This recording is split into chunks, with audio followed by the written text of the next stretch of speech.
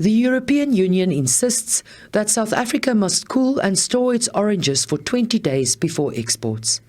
This requirement is because of the false codling moth. Stringent measures are employed by South African growers to prevent any of the insect larvae to spread.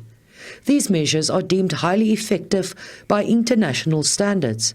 However, the additional measure of cooling and storing, which is not ideal for oranges, will add over R1 billion of costs to be able to export to the EU. The Citrus Growers Association of South Africa says these measures are unfair and not in line with the guidelines of the World Trade Organization. The principal rule for the WTO is that the measure can't be more serious or the impact much higher than the pest. So it has to be proportionally. Now, South Africa has always maintained that FCM is never established in the EU. It has, in fact, never.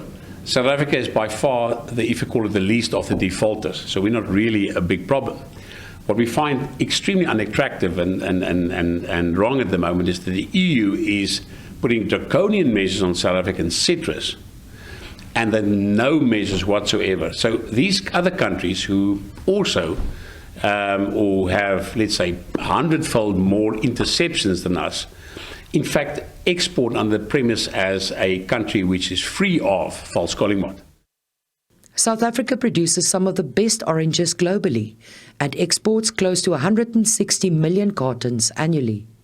The sector employs over 140,000 people within the top growing provinces of the Limpopo and the Eastern and Western Cape. But it says the country has great potential to further expand its reach beyond that of the EU. India and China produce a lot. They eat a massive amount. Our market penetration, although it's there, our development of those markets have not gone. So if we develop those two markets, we can plant 4 times as much as we have at the moment and still make it.